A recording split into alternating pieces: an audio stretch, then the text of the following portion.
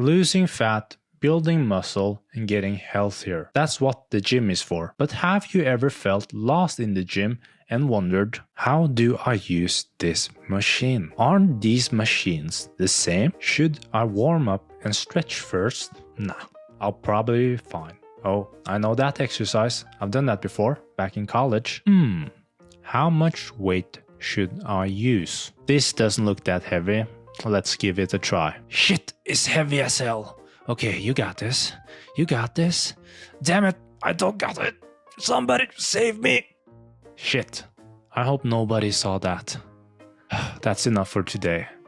Let's check out the sauna in this gym. The initial phase where we feel a little bit lost, insecure, and personally uncomfortable is one of the most common reasons to why people get stuck with their fitness, and why so much as 82% of gym members doesn't use it consistently. It's a shame because once you break through that phase, you'll experience life-changing improvements, not only in your body composition and fat loss, but also in your overall longevity, testosterone levels, and confidence. In this video, I'm going to show you 3 ways you can get over that initial phase fast. Alright, can you see this? This randomized trial took 130 obese people, put them into 2 groups to see the effect of moderate intensity exercise had on weight loss and fat loss for 12 months. Group 1 did 12 months of both diet and moderate intensity exercise. Group 2, the first 6 months, did only dieting, no exercising, but the last 6 months they also did both dieting and moderate intensity exercise. The results after 6 months. The average person in Group 1 lost 24 pounds. Group 1 doing both diet and exercise lost 33% more weight than Group 2, which only dieted during that period. That's a significant difference. Their results after 12 months, the Group 1 doing both diet and exercise for the full 12 months still lost 21% more weight than Group 2, who only added exercising in the last 6 months. Even though the second group closed the gap a little bit after they started exercising, there's still a noticeable difference because Group 1 started exercising 6 months earlier. The reason why I chose this study is because a lot of people take about 6 months or even longer, some even years, to get over the initial phase of feeling uncomfortable in the gym.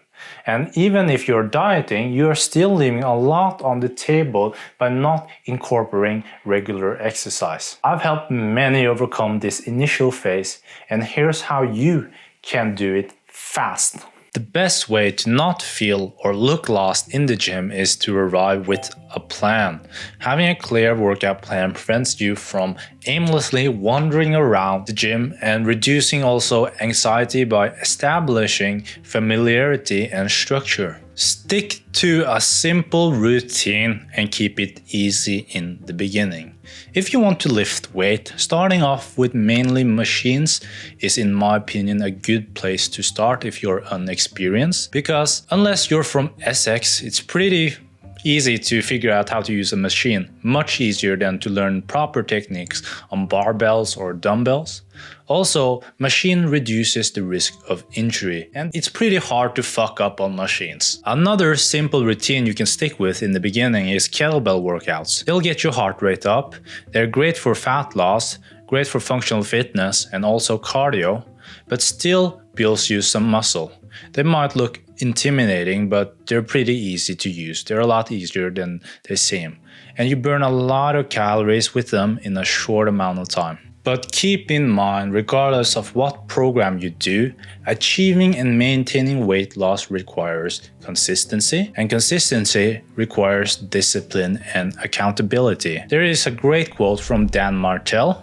It's better to avoid the dragon than to slay the dragon. Think of discipline as an energy bar.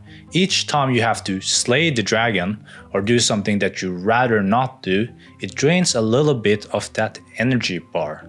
And things like waking up early, doing dishes, avoiding snacks, grocery shopping, and doing meal prep is already draining a little bit from your discipline. By keeping it simple and maintaining a routine, avoiding the needs to constantly learn something new requires less of your discipline bar, which contributes to long-term consistency. To keep yourself accountable though, a lot of people uses personal trainer in the beginning, but working out with a friend gives you the same effect. It forces you to show up.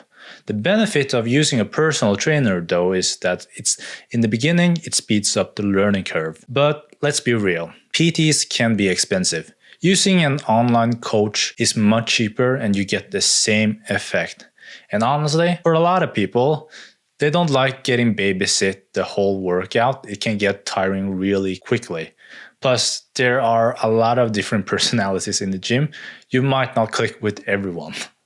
Start with 100 push-ups. All right, cool. How many you want me to do? 100. Oh, I thought that was a figure of speech, 100 push-ups. Like, do a bazillion push-ups. I only can do 100. Do you smell that? No? It smells like there's a little bitch in my gym. Let me tell you a story. I was 17, sitting at an empty parking lot, and I was stalling the car every 17 seconds. It felt like there were a million things to think about back then. The clutch, the gearbox, the mirrors, the blinkers. Honestly, then my head was spinning. And then my dad said to me, no one came out of the womb with all the skills to thrive in life. Why did he say that? And what the hell did he meant about that?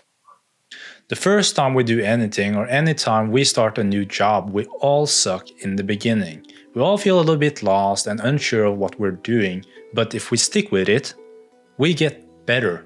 The problem is that we tend to put insane amount of pressure on ourselves to be perfect right away. And here's the thing, there's no real pressure. We create it ourselves.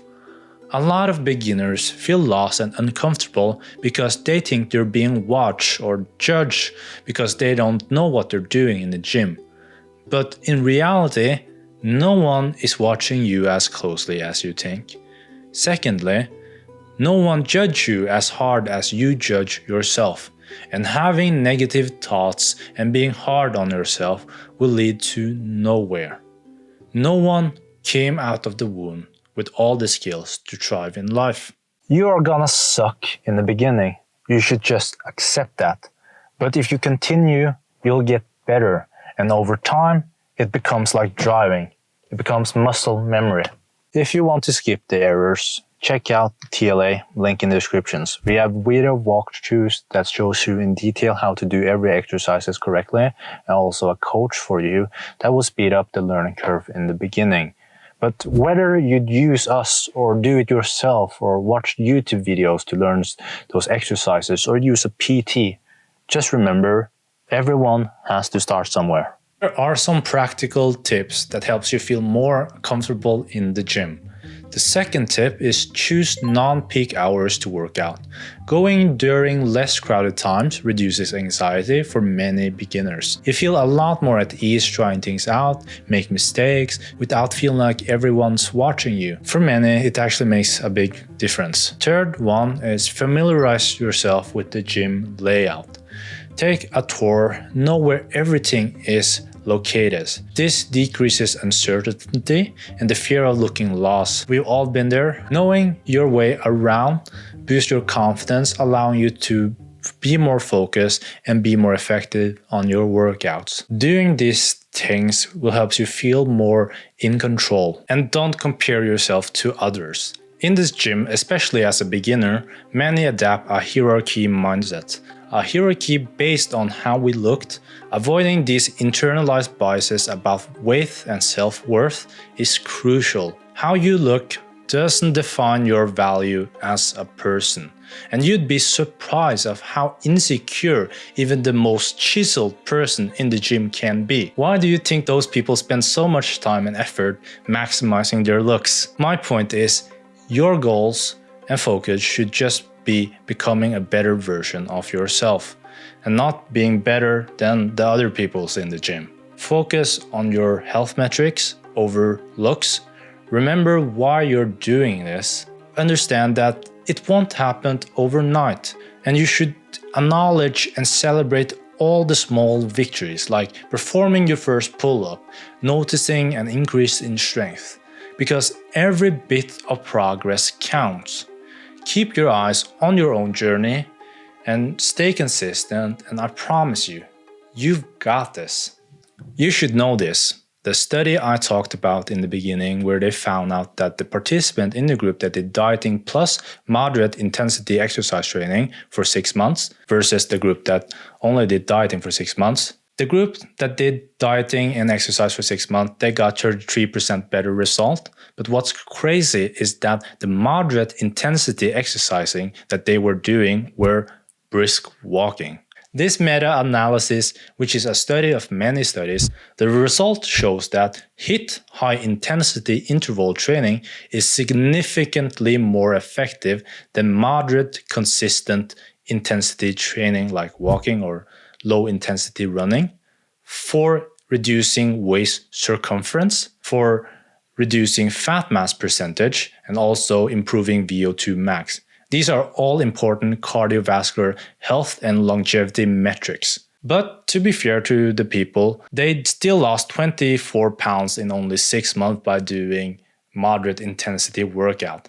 But imagine the result they would have gotten if they integrated high intensity training. We have already integrated what science have shown to be most effective for both fat loss and muscle gains in TLA. The most effective exercise for you and the intensity and the volume will automatically be selected based on your goals and how much time you have to allocate to each workout. You can check that out in the link in the description if you want to avoid the guesswork. But if you want to do it yourself, you should check out this video, because in that video, I test all the workout types and see what's most effective for fat loss. Thank you guys so much for watching this video. Stay healthy, keep striving, and we'll talk soon. Peace.